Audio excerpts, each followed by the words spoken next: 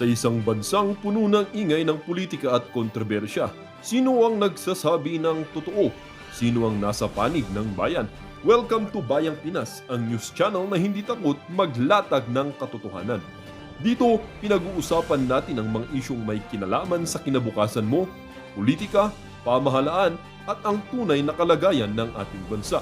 Hindi kami bayad, hindi kami bulag. Sa Bayang Pinas, ang boses ng mamamayan ang tunay na headline. Kaya kung sawang-sawa ka na sa mga baluktot na impormasyon at scripted na kwento, dito ka na. Dito sa Bayang Pinas, tayo ang bantay at boses ng bayan. Kung gusto mong manatiling mulat at informed, don't forget to like, share, and most importantly, subscribe dahil sa panahon ngayon, ang kaalaman ay kapangyarihan. Ito ang Bayang Pinas, balitang totoo, pusong makabayan para sa sambayanang Pilipino. Tara na't alamin ang tunay na balita. Wrong with bending the law kasi bending lang yan parang ruler yan. Pwede mong within the bounds. Within the bounds. Kaho yan, di ba? Within the bounds. Within the bounds of law. That's also the... Halika dito! Kinakausap pa kita! Ninakawan mo kami, kaya kami binabaha! Halika dito! Dito! Putang ina ka! Ninakawan mo kami, kaya kami nagwawala! Ako po'y nananalangin na sana'y patawarin ako sa maaari kong magawa. Galit sa aking damdamin, sa unang pagkakataon ay hahayaan ko kung mawala. Sawa na po kaming hamakin ng mga mapagbalat kayong may hangaring na masama. Nasa taas ay hihilahin at ipaparanas namin ang impyerno dito sa baba. Mga sakit, marapat lang ang napanagutin. Maliit o malaki ang nakaway nakapakin. Si bakit, sarap nilang sunugin paslangin. Kung pwede pakitunas sa bangin. Totoo nga kapatid ng magnanakaw, sinungaling mas masahol basta ayaw pag mga pag-uugali. Bato-bato sa langit ang tamaan ay sasabit. Saluhin yung mga ganid ang naipon naming galit. Basta ang ate po sigaw dito, ikulong! Mandarambong! Ikulong! Mandarambong! Bong, bong, bong! Abangan po sa aming pagbabalik! Alright, reaction, TVPH nagbabalik. Reaction. Napakaganda po ng mga pag-uusapan natin ngayong mga reaction. Alam po ninyo mga reaction, mayroon pong isang inuli na nag-post daw ng headshot. Di ba? Ngayon, pag-usapan po natin yun ng mga reaction ha. Para yatang yung PNP, para yatang meron po silang mission ha. Ito, pag-uusapan po natin dito ha. Meron po silang mission na parang aarestuin lahat ng mga anti-Bongbong Marcos. Ako hindi ako anti-Bongbong Marcos ha.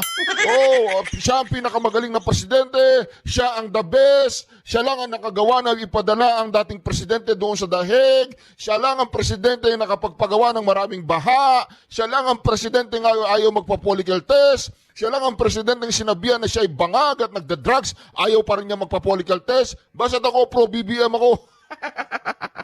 Diba? Diba kayo rin mga kareaksyon, pro-BBM tayo dito?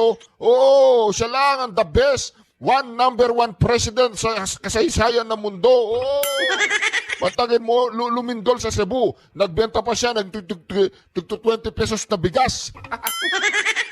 Siya ang number one na presidente. Pero may pag-usapan din po natin mga kareaksyon. Para yatang, ito nararamdaman ko lang, na nawawala na ng gana ang minority na gawing Senate President itong si Alan Peter Cayetano. Parang wala na silang gana na siyang gagawin nilang Senate President. Yan po ang pag-uusapan natin at meron pa pong pinakaseryoso, si Marcos Jr. daw nakakausap niya ang kanyang ama. Nako mga kareaksyon, masyado nang malala yata, masyado nang malala. Ano pong gusto niyong unahin natin? Si Marcos Jr., kinakausap niya yung tatay niya o si Amy Marcos na parang hindi na sila pabor kay Cayetano, Alan Peter Cayetano na gawing Senate President. Parang nararamdaman ko ang ipinupush po nilang maging Senate President ngayon si Zubiri o kaya si Marcoleta. Pero siyempre kay Marcoleta tayo kasi si Zubiri kahit na nasa majority block yan, secret. Secret na lang namin ni Zubiri yun. Pero mga ka-reaction, umpisan muna natin dito kay Amy Marcos ha. Dito kay Amy Marcos. Meron siya sinabi dito ito ha. Pakinggan po ninyo to. Para yatang nawawalan na sila ng gana kay Alan Peter Cayetano, kahit siya ang minority leader, parang ayaw na nilang gawin siyang Senate President kasi nga sa kanyang mga statement. Ito po.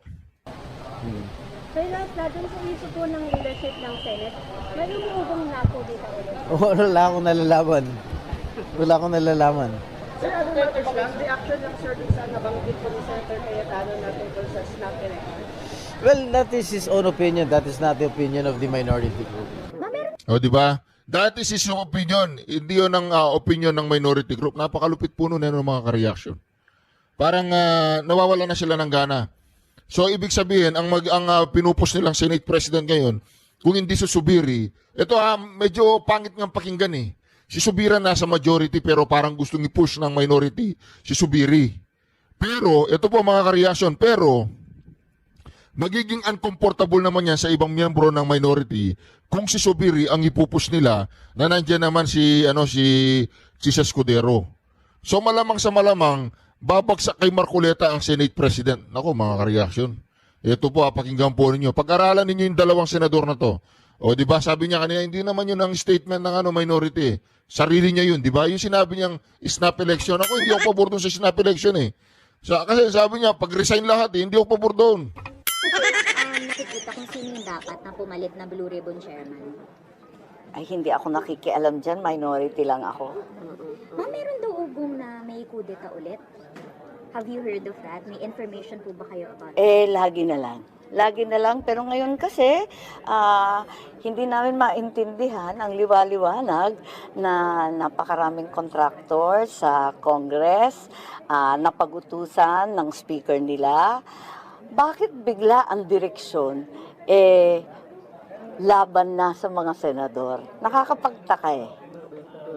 Can you confirm na may po ng kudeta? Hindi po ba kayo kasama sa mga nabulungan na meron pong kudeta? Ay, chismosa ako. Nakikinig ako sa lahat. Dati na akong marites ng Senado. Nawala lang si Senator Binay. But you think better, ma'am, about sa Blue Ribbon, sorry, balik lang. You think better na nag-step down na lang si Senator Bin? Kasi nga may mga hindi raw happy. Hindi.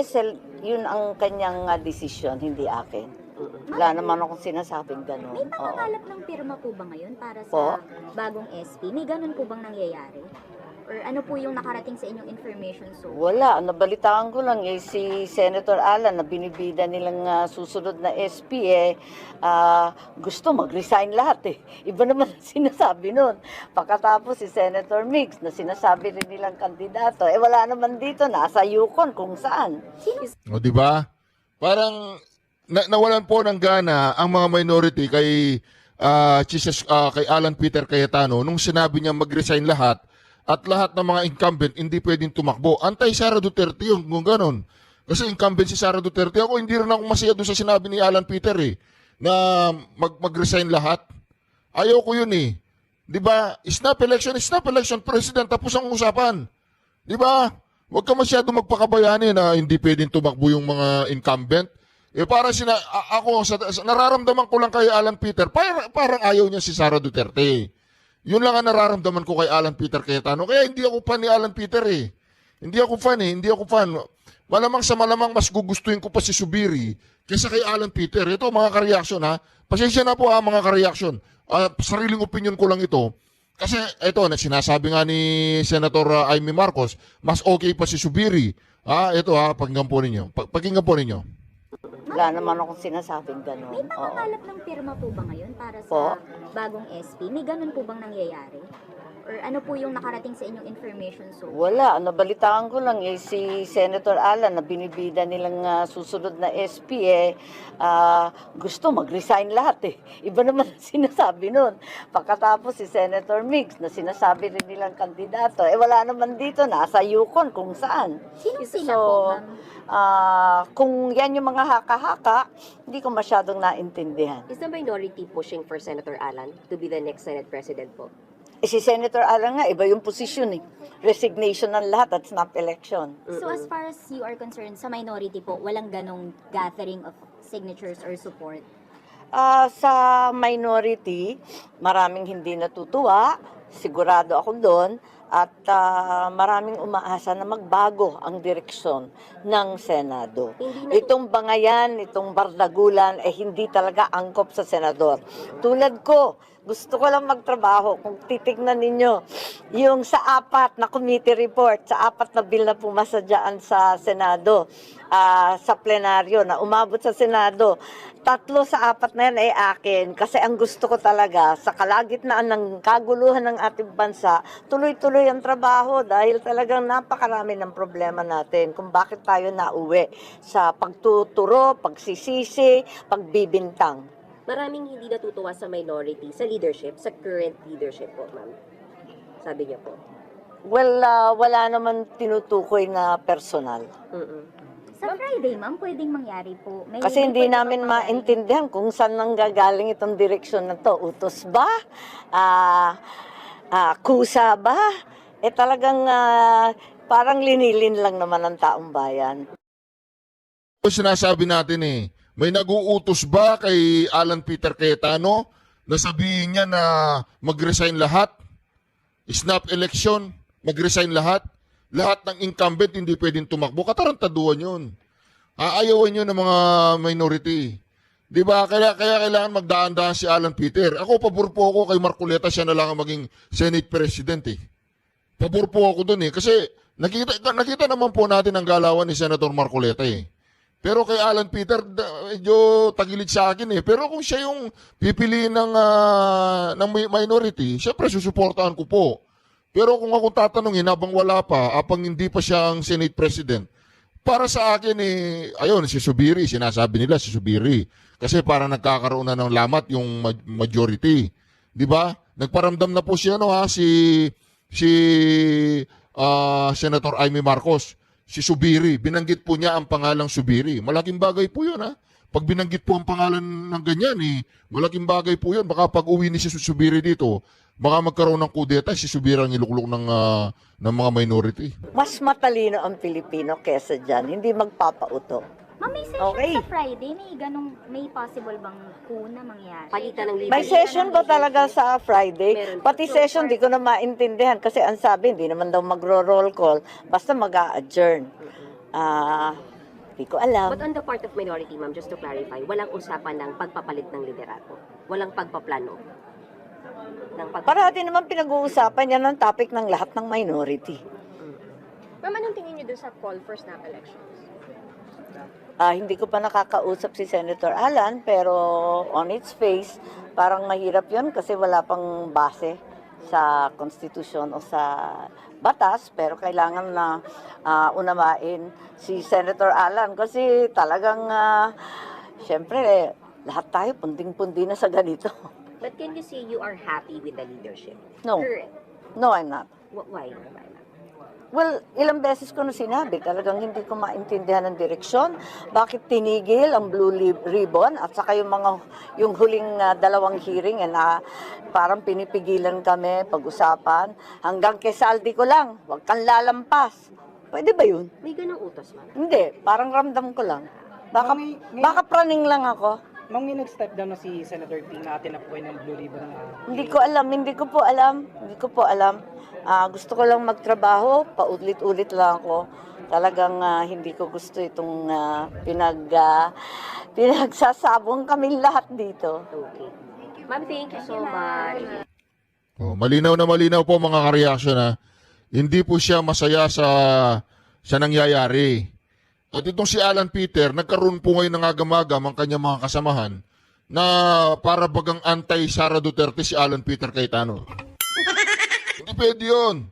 Ako, Antimano, kinall out ko siya umayos ka, Senator Alan Peter Cayetano, umayos ka. Umayos ka. Hindi tama yung sinasabi mong yan. Binabasag mo ang puso ng mga DDS. Umayos ka. Huwag mo sasabihin snap election tapos yung mga incumbent hindi pwedeng tumakbo katulad ni Sara Duterte. Siya na lamang ang nakikita namin pag-asa Tsaka si Senator Marcoleta, ikaw, palabok ka lang. Huwag ka masyadong magngawa dyan sa yung 10,000 mo, hindi namin kailangan Alan Peter huwag ka masyadong balimbing, huwag ka masyadong plastic. Ito mga reaction, pakinggan naman natin si Marcos Jr. Ako, pro BBM ako Basta ako, BBM! Kasi inaaresto na yata yung mga mga anti-BBM Basta ako, BBM! BBM! Bangag! Ay, hindi. BBM! Pinakamagaling! Magpa-follicle test ka na! Ay, hindi naman daw siya drug addict, basta ayaw niya magpa-follicle test, ganun. Hindi siya bangag. Yung Coke, asan yung Coke? Coke. Sarap ng Coke.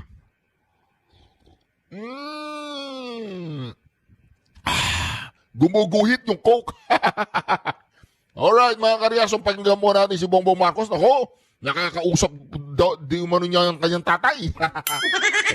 I might creep people out, but I have long conversations with my father still. Okay. Sabi niya, I have long conversation with my father still. Kinakausap daw po yung tatay niya. Ako, mga karyasyon, kinakausap niyo yung tatay niya. Ito, pakinggan po ninyo, ha? Conduct your own sit down. Who would you have as your guest? Like this? Yeah, like just one person. Just one person. Yeah, who would you have as your guest? That you. Would... I might creep people out, but I have long conversations with my father still. Okay. I mean, di ba? I might creep people out. Baka matakot yung mga tao sa sasabihin ko, sabi niya. Pero nagkakaroon pa ako ng mahabang conversation sa aking ama, di ba? Tingnan po ninyo mga kareaksyon, tingnan ninyo.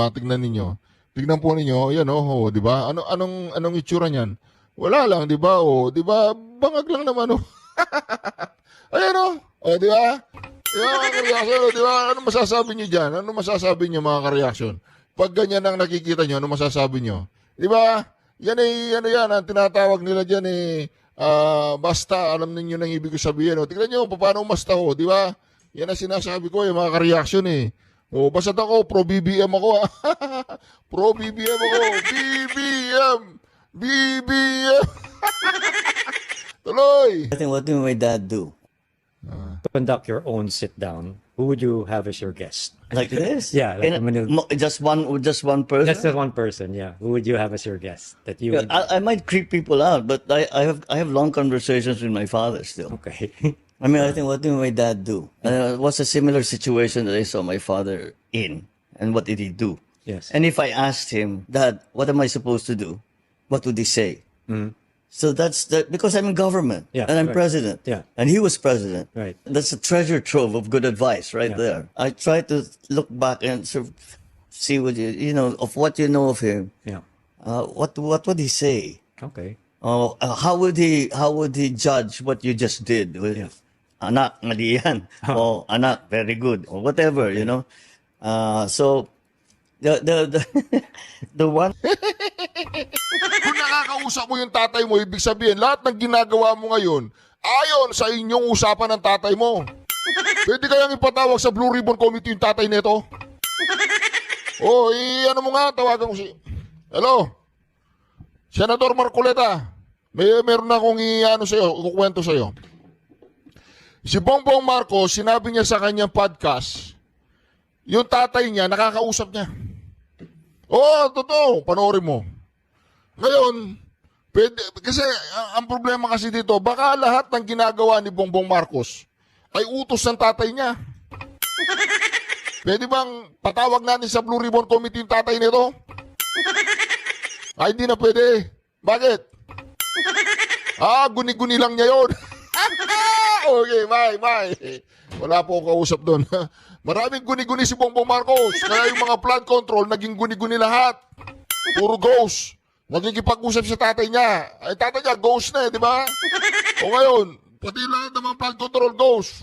Basta ako, pro-BBM ako kayo, basta pro-BBM tayo. Pro-BBM. Nakakausap daw po yung tatay niya. Okay, congratulations, Bongbong Marcos. Magiging process, bali kailangan pa rin sa plenary. Hindi. Automatic yun Yun ang maganda nun We don't need to do that in plenary because Erwin is the vice chairman. Nako, namumroblema po ngayon si Wambol University. Namumroblema po mga kareaksyon, wala po siyang ilalagay sa Wala siyang ilalagay sa... itong free tertiary... Sandali lang. Legarda, sandali lang. Wala siyang mailalagay sa Blue Ribbon Committee, namumroblema po siya mga kareaksyon. Umaayaw. Walang gustong maging Blue Ribbon Committee chairman. Bakit? Nandiyan si Marcoleta Mamaya natin ituloy ang problema ni Wambol. Dito muna tayo. So, itong free tertiary education ay nagsimula sa Senate Amendment na tinatawag ng iba ng insertion, pero hindi ko masasabing insertion. Well, we inserted it in the budget. Kasi pag sila amendment. Pero pag ang mga minority, insertion. Tuloy natin, ha? Kailangan, the same. Amendment, insertion, dagdag, whatever you call it. It's the same thing. Dahil tungkulin natin, ayon sa konstitusyon, ang siyasatin ang budget, bawasan, dagdagan, ilipat. At yan ang ating tungkulin. Hindi tayo magkaintindihan ngayon eh. O, bakit pag grupo nila ang naglagay, insertion yon. Pag grupo nyo, amendment yon. Diba? So, sabi ko nga, nung bata ako, tinanong ko sa yaya ko, Yaya, bakit pagka nagkakasakit ako, sabi mo, hika? Bakit sa mga kaklase ko sa high school, asthma daw? O, sabi nung yaya ko, kasi mayaman yung mga kaklase mo. Pag mahirap, hika yan. Pag mayaman, asthma yan. So, bakit kapag kasi Risa, amendment yan, hindi insertion. O, pag iba, insertion yan. So how can we have a national dialogue kung ganon, di ba? But as far as feasibility and constitutionality, nasa constitution yon. The only question for us is, are we willing to sacrifice? Now, if we're not, okay lang, let's move on. Wait lang, basahin ko nga to. Siyempre, pakinggan po natin si Erwin, nagagaling-galingan ng mga to eh. Sinasabi nila, magaling sila ha. Nung umalis si Pampilo Lacson, hindi na nila alam kung sino ang ilalagay nila sa Blue Ribbon Committee. Viber po natin ngayong hapon po ito, si Senator Erwin Tulfo. Sen Erwin, magandang hapon. Tony Enrica. Tony, magandang hapon. Ma'am Rica, magandang hapon. Senator, good afternoon po. Salamat po. Alam po namin na nasa biyahe daw kayo ngayon, Senator. Thank you for the time pa rin. Sa airport. Papunta po sa Italy para po doon sa Bagong Pilipinas Servisyo Caravan na hosted by the DMW Power Filipinos sa Italy. And then may interparliamentary conference naman po sa Geneva a few days later po, a few days from now. Kailan balik nyo? Kailan ang uwi nyo, Sen Erwin? Mga October 20 po, October 20. October 20. Ay, nagkausap na kayo ni Tito Sen tungkol po dun sa pag-upo nyo muna bilang acting chairman. Opo. Actually, nag-usap po kami sa kanina at sabi niya na wala raw napili. Sabi ko, medyo mabigat po na responsibilidad yan. Sabi ko, for now, sabi ko okay lang maging acting chairman tayo habang wala pa kayong napipili. Na I'm sure Sir Tol, marami namang mas magagaling pa dyan at mga veterano na mga senador. So, ibig sabihin, you will give way kung sakaling may ibang interesadong umupo as chairman? Alam ko pong mas magagaling, siyempre. Sabihin mo, bobo ako. Ang hirap ang... Aminin mo na, bobo ako, hindi ko kaya. Kasi babaliin ko yung batas kamo. Huwag mo na paikot-ikutin ang kausap mo, Erwin. Sabihin mo, bobo ako, hindi ko kaya. Hindi ako lawyer. Ako si the law. Tulpo, gano'n. Huwag mo nang lagyan ng mga askaramanggoles yung salita mo. Experience pala, years of experience. I mean, I'm happy po. With that announcement kanina. Pero sabi ko po, kung ano hong maganda, I'll leave it to the Senate leadership, lalo sa kanya. Pero yan ang nakakahiya mga kareaksyon. Naging senador sila, dapat ready sila in any kind, form na trabaho sa Senado. Dapat alam nila, dapat handa sila. Hindi sasabihin nila, hindi ko kaya si Pia na lang, lawyer si Pia, hindi ako lawyer Ba't nag-senador kayo, hindi pala ninyo kaya yung ganyan trabaho? Hindi po ba mga kareaksyon, nakakahiya sila. Yung dalawang tulpo, ayaw nila mag-Blue Ribbon Committee ngayon. Pero ang yayabang ng mga inayupa, ang lalaki ng mga bunganga ng mga animal, kung makapagsalita sila, akala mo, nasa kanila lahat ng kaalaman at utak na available sa mundong ito, mga bobo naman at walang alam. Babaliin mo ang batas. Grabe ka, Sabi ni Balot. Loren Ligarda, hindi niya nakitaan ng kahalagahan yung Dolomite Beach na ginawa ni Pangulong Duterte. Loren Ligarda, ano pala ang gustong mangyari? Yung mga basura dati? Yung puno ng basura na hindi mapasyalan ng mga tao? Yun ba ang gusto mo? Na samantalang kahit anong presidente dyan na nakaupo dyan sa Luzon, hindi nyo malinis-linis yung dumi nyo dyan sa Manila. Si Duterte lang ang nagpalinis sa mga dumi nyo dyan na nagkalat.